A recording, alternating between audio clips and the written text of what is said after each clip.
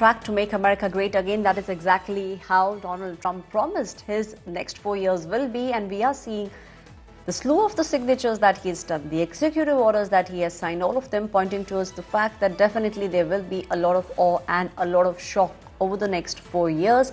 But will it actually help Americans? That's the big question everyone at the moment is asking. Rohit, we are also seeing, Donald Trump making sure that he has, one of the things that we have seen, a good thing that has actually happened, and he was a part of it, his team was a part of it, was the ceasefire that we are seeing taking place between Israel and Gaza, Israel and Hamas. So with regards to that, we are seeing Donald Trump said that I am here to bring peace, and that is something that he's already done. Barely 24 hours after he's taken oath, we are seeing some of those things also trickling in. So staying true to his promise, the promise that he had made to the world and the Americans. Yeah, absolutely. And we got the ceasefire deal, a couple of days ago. His team was engaged with Joe Biden's team in negotiating that deal. Both Biden camp and Trump camp had wanted to take credit for it. So Trump, coming out and saying that he's been able to achieve that. He promised there would be a ceasefire, there would be peace in the Middle East, which exists as of today. We saw the visuals of hostages getting released, which, hadn't been the case for the last year and probably year and a half, if I were to say, more than a year, actually. So, yes, he has been able to deliver on that promise, working in conjunction with the Biden administration. But the other war, I think that's where a lot of people are worried about. How will he end the war in Russia and Ukraine, and at what cost? He did receive a call from Vladimir Putin.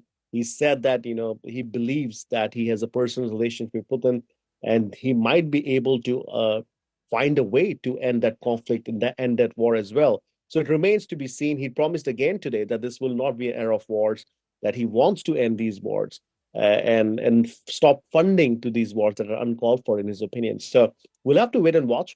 But Ashrat, as you nailed it, he's sticking to his promises he's made. He's going one after the other, and he's trying to deliver on those things that he can through executive orders to make sure that his voters are pleased. People watching at home across in the U.S. probably getting these news right now, and all these executive orders that he signed is definitely going to make his base very, very happy. And depending on that, I think we'll see what kind of future course of action he takes. Again, he just got in today. I think there's plenty of more executive orders that will come throughout this week, and we'll have to wait and watch, what those could be. Ending, I think, birthright citizenship for all immigrants is a big deal. But he just signed it and said it doesn't matter even if it ends up in Supreme Court. I want to do it because he said he was going to do it. So he's sticking to his promises, right, and making sure he delivers on them. Rohit, please stay on with me. We've got some breaking news coming in with regards to the conversation we were having. Listen into what Donald Trump said with regards to the World Health Organization. What is this one? Withdrawing from the World Health Organization, sir. Ooh, that's a big one. So we paid $500 million to World Health when I was here, and I terminated it. China, with 1.4 billion people, we have 350. Nobody knows what we have because so many people came in illegally. But let's say we have 325.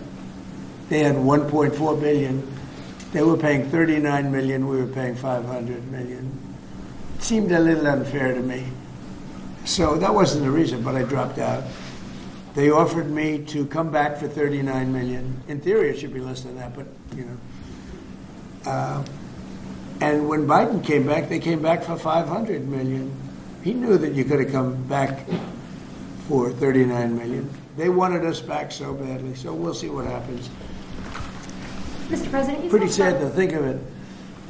China pays 39 million, and we pay 500 million, and China's a bigger country.